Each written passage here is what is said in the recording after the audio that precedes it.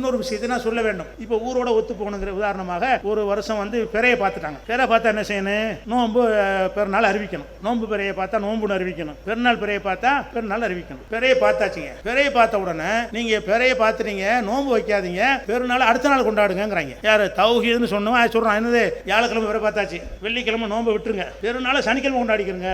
ஏன்னு கேட்டா எல்லாரும் அன்னைக்கு தான் கொண்டாடுறாங்களாம். எல்லாரும் அன்னைக்கு தான் கொண்டாடுறதுனால, சுன்ன ஜமாத்துல கொண்டாடுறதுனால நம்மளும் அப்பதான் கொண்டாடணும்னு பெருநாளையே தள்ளி வைக்கிறாங்க. எதுக்காக வேண்டி? அட்ஜஸ்ட்மெண்ட் நோய் எங்க வரைக்கும் வந்துருச்சுன்னு சொன்னா, அட்ஜஸ்ட்மெண்ட் இல்லைன்னு சொன்ன ஜமாத்துகளே வந்து விட்டது.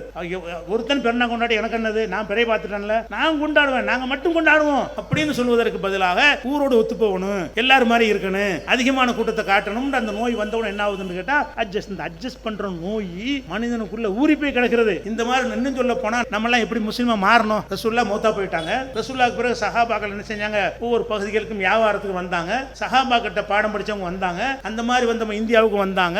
அவங்க முஸ்லிமா வாழ்ந்து காட்டினாங்க, சமரசம் இல்லாம வாழ்ந்து காட்டினாங்க, கொள்கையில உறுதியா இருந்தாங்க. அதை பார்த்து நம்ம அப்பா பாட்ட முஸ்லிம் ஆனாங்க. அவங்க இஸ்லாத்துல வளைஞ்சு கொடுக்காம சமரசம் பண்ணாம ஒழுங்கா வாழ்ந்ததை பார்த்து விட்டு தான் ஏன் அப்பம் பாட்டன் உங்க அப்பம் பாட்டன் இஸ்லாத்துக்கு போனார்கள். அந்த மாதிரி நீங்கள் வாழ்ந்திருந்தால் இந்தியாவில் முஸ்லீம் தான் இருப்பான். நீங்க அந்த மாதிரி வாழ்ந்திருந்தீர்களே, வளைஞ்சு கொடுக்காம இதாண்டா இஸ்லாம், இப்படி தானே இருப்பேன், உங்களுடைய வியாபாரத்தில் உள்ள நேர்மை, வியாபாரத்தில் உள்ள ஒழுங்கு, நாணயம், நேர்மை, இதெல்லாம் பார்த்துட்டு இஸ்லாத்துக்கு வர்றான். நீங்க முஸ்லீம் வியாபாரத்தில் நேர்மை கிடையாது. அவங்க பண்ற எல்லா கள்ளத்தனையும் பண்றாங்க, 2ஆம் நம்பர் பாக்குறாங்க, ஹராமானது விற்கிறாங்க, அளவு நிர்வையில் மோசடி செய்யறாங்க. அப்ப எல்லா விஷயத்திலும் இப்படி கலந்துற எங்க இஸ்லாம் எங்க இருக்குது? பேருக்கு இருக்குது. இஸ்லாம் இருக்குது, பெயருக்கு நம்ம முஸ்லீம் என்று சொல்லிக் கொள்கிறோமே தவிர இஸ்லாம் சொன்னக்கூடிய அந்த வாழ்க்கை நெறிமுறை நம்முடைய வாழ்க்கையில கிடையாது. அதை மாத்தணும். சமரசம் இனிமேல் ஒரு முடிவு எடுக்க என்ன செய்யணும்? இறைவா, இனிமேல் நாங்க அவன் என்ன நினைப்பான், இவன் என்ன நினைப்பான், அவங்க என்ன சொல்லுவாங்க, இவங்க என்ன, அதெல்லாம் நீ பார்க்க தேவையில்லை. நீ எதை பாரு, உன்னுடைய மரணத்துக்கு பிறகு ஒரு வாழ்க்கை இருக்குது. நீ இந்த நேரமே மரணித்து விட்டால் உங்க இது என்ன ஆகும்? பாவம் மன்னிப்பு கேட்க வாய்ப்பு இருக்காது. அப்ப இப்படி பயந்து நம்ம ஒவ்வொரு வினாடியும் இந்த லா இலாஹ இல்லல்லாஹ் விட்டு